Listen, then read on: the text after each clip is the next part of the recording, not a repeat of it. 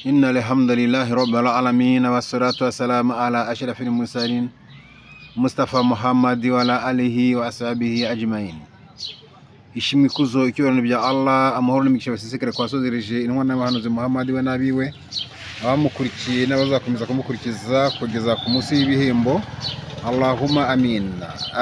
Ni ibintu bikaze cyane, birashyushye mu Rwanda, birashyushye rwose.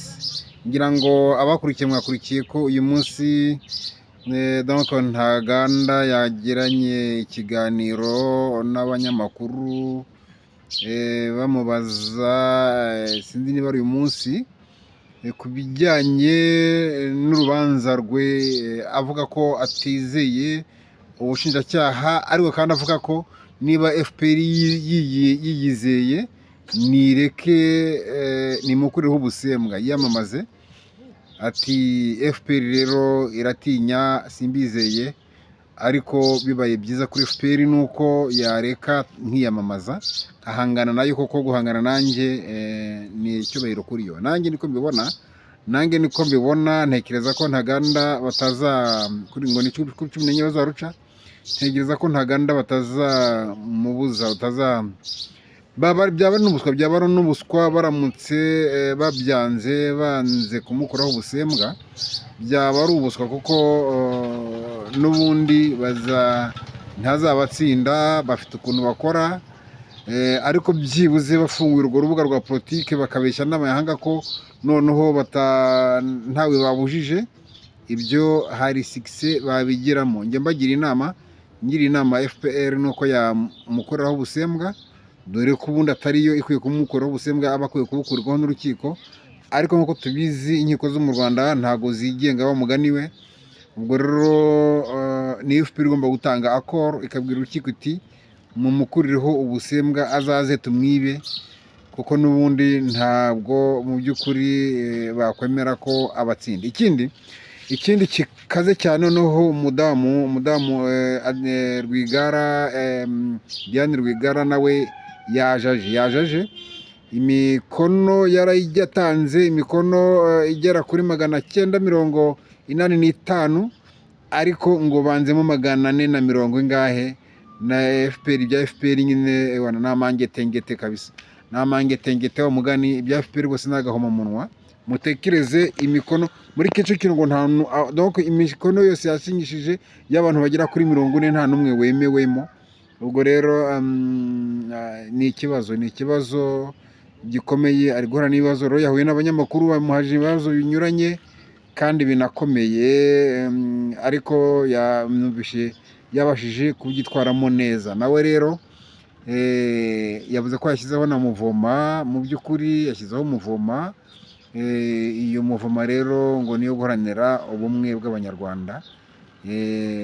Rero umukobwa mu gihe kirekire yaramaze, noneho ndabona aje iyo Muvoma ngo ntibayitiranye n'ishyaka rya politike, doko ahubwo yo ni Muvoma ije kureba Abanyarwanda, kwigisha Abanyarwanda uburyo bakwiye kubotora igitugu.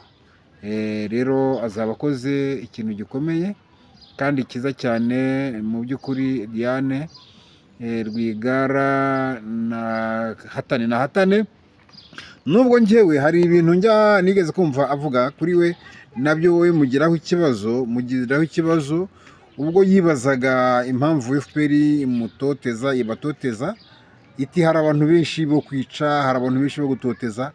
Nibajije abo bantu we nkawe, sinzi impamvu abanyamakuru bamubajije uyu munsi ntacyo batamubajije kuri icyo kibazo.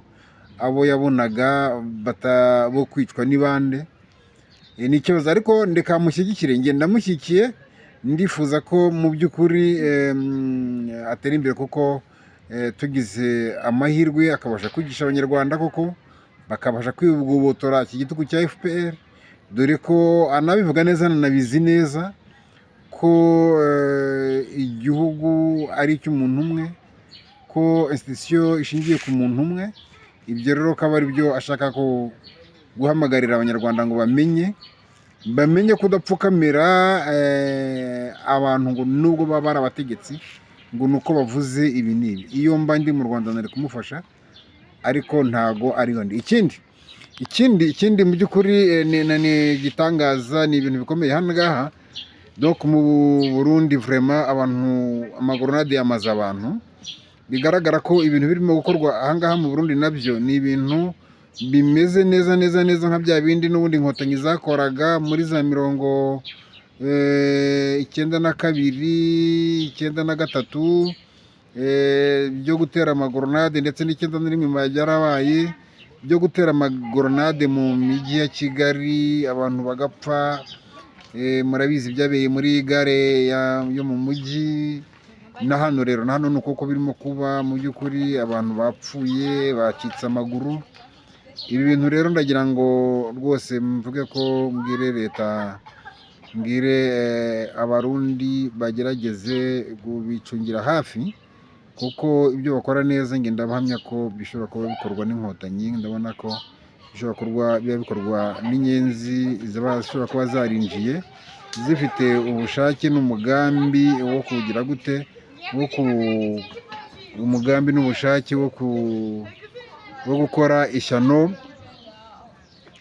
gukora ishyano muri kino gihugu cy'u Burundi. Kikaba rero ari ikibazo gikomeye cyane, ari ibintu bitoroshye, bishobora kuba bituma nabwira abarundi ko bakwiye gukaza umutekano wabo, kuko ntago byoroshye. Ndabona ahangaha tutumba ibintu biteye ubwoba bikomeye. Rero biragaragara ko muri uno mujyi wa Bujumbura harimo insécurité kubera nyine ayo magoronade. Ariko kandi hakaba harimo nanone n'ikibazo cya sasina cy'abaturage, barakora imirongo myinshi, ngira ngo ni nabyo bizatuma n'abo bagizi ba nabi baprofita, kuko muri gare haba huzuyemo abantu benshi bategereje amamodoka. Rero birumvikana ko hazapfa abantu benshi, ndetse ahubwo mpamagara n'ubutegetsi ko n'abashobora kuba bagira n'urwo ruhare mu kugira ngo isasi ibure, baba bashobora bazabicunge neza ko byaba atari n'impamvu wenda ituruka kuri abo banzi b'u Burundi, bakaba wenda bakreya n'iryo bura rya essence kugira ngo nyine n'abaturage binube, bityo babone uko binubira ubutegetsi, noneho n'ayo magoronade najyamo bibe ibintu bibi. Ibyo rero ni ibintu ubutegetsi bw'u Burundi bugomba kurebera hafi, cyane cyane ko bubizi ko umuturanyi wabwo ari wo Rwanda atabworoheye, kandi afite umugambi wo kubakombora nk'uko yabyiyemeje kuva kera. Ntago ibyo byo ari ibintu bya none aha ngaha. Ngira ngo abarundi barabizi ko kuva byaragaragaye muri za 72 ibyo bakoze, ababikoraga nta bandi ni Abanyarwanda, ni Karinga, ni Ronari yari yarahungiye aha ngaha. Niyo rero yafatanyije n'Abahima nyine bakora ishyano aha mu Burundi. Ntago rero barashirwa kuba uyu munsi rero bavuga ko abari ku butegetsi atari bene wabo b'Abahima. Ni ibintu bibashegesha, kandi bafite umugambi wo kugira ngo nyine bashyireho ubutegetsi bwabo nk'Abahima. Niyo mpamvu rero navuga ko aba Bahutu bo mu Burundi babe maso, babe menge, kandi birinde gusubiranamo ubwabo, ahubwo bamenye ko umwanzi ari cyo ashaka ko basubiranamo kugira ngo abinjirire, bityo aba batatanye abashe kubinjira, hanyuma arebe uburyo yabakombora, uburyo yabambura igihugu. Kandi mu by'ukuri aramutse abambuye igihugu yabagira nk'uko batugize. Rero nta faveri yabihari, noneho mwapfa natwe, kandi twaba tugiye kurushaho gupfa rubi. Ntago ari ibintu byaba bitworoheye.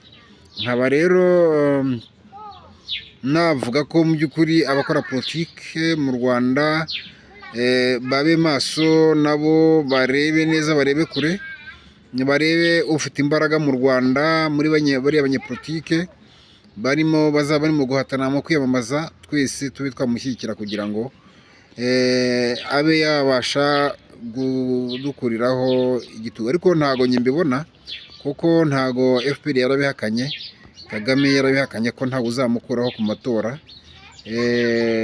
Mu rwego rwa demokarasi byarabihakanye, no kubijyamo nyine mbona ari ugupfusha amafaranga ubusa, ndetse na Ntaganda nagira amahirwe ahubwo bazange no kumukuriraho ubusembwa, kuko n'ubundi rwose kujya mu matora mbona ari ugupfusha ubusa, ariko ari ukujugunya amafaranga, kuko nta kintu. Niyo mpamvu mvuga ko FPR kubyemera ahubwo yo ari bya bindi doho. Nibwo nyigishije nayisaba ko nayibwira ko kuba yamwemera ikamukoreraho ubusembwa nibyo byiza kuri yo kurusha kumwima ubusembwa. Na buriya Victoire Ingabire kuba bari kumukuriraho ubusembwa nibyo byari byiza kuri bo kurusha kumumwima, kubera ko n'ubundi bari bafite uburyo ki bagombaga kumwiba amajwi akiyamamaza kandi ntatsinde, kandi bo bibize imbere y'amahanga, bagaragaje ko ntawababujije kwiyamamaza, bagaragaje ko ntawe bigeze babuza gutaka nature. Ibyo byose rero mu by'ukuri nibo bagokagombye, ni faveri n'izabo cyokora baraziyima. Ubu nizere ko mbibibukije, nibashaka Ntaganda bazamukuriraho ubusembwa, kuko ni inyungu zabo, ntabwo ari inyungu za Ntaganda. Ahubwo kumukuriraho ubusembwa ni igihombo cye, kuko azapfusha ubusa amafaranga kandi ntago azayagarurirwa, kandi nta kintu azageraho. Mu Rwanda ni ibintu Kagame yabateguje ko ntago bishoboka ko demokarasi kuvuga ngo muzamukora mu buryo bwa demokarasi, nibyo yahakanye. Wenda ku buryo bw'imbunda ajya avuga byo nibyo yibeshya, kuko umunsi zafashwe azavaho ndabizi neza. Kandi ishyerezo bajya baca umugani mu Kinyarwanda ngo wirukankana umugabo kera ukamumara ubwoba, ndetse ngo niyo ukubise imbwa cyane nayo imarwa ikakurya. Ubwo byose rero nabyitegure, kuko ntago byo kwibeshya ko azakomeza kwica abantu gutya bikamuhira, byo ntago ari ibintu byo bishoboka. Mukuriye rero nyine inzira ku murima, ibyo ntibishoboka. Murambabarira iki gitekerezo cyo gukora ikiganiro kije nambaye gutya, bituma avuga ngo reka nkikore na kiganiro kigufiya nkoze. Ntago rero byansabye kugira ngo nongere kujya kwambara indi myenda, cyane cyane ko hari n'icyo cyinshi. Niyo mpamvu ntago ari kubasuzugura kuba nambaye ntya, ariko sinanambaye ubusa mu by'ukuri. Ariko nakagombye wenda kuba nambaye agashati keza, ariko ntabyo nakoze. Rero si ukubasuzugura, gusa nagira ngo mbahe ayo makuru yuko hano mu Burundi bimeze ku bijyanye na grenade. Abantu barimo gupfa kubera amagrenade arimo guterwa rwose, kandi si ubwa mbere. Hanyuma nanone Rwigara, umukobwa wa Rwigara Assinapol Paul ariwe Diane Rwigara, uko byagenze nabibabwiyeho na Ntaganda. Ubwo tuzakomeza gukurikirana nyine amakuru uko azagenda aza, dukomeze kubaganirira. Murakoze murakarama, kandi turi kumwe. Amahoro n'imigisha by'Imana bibabeho. Merci.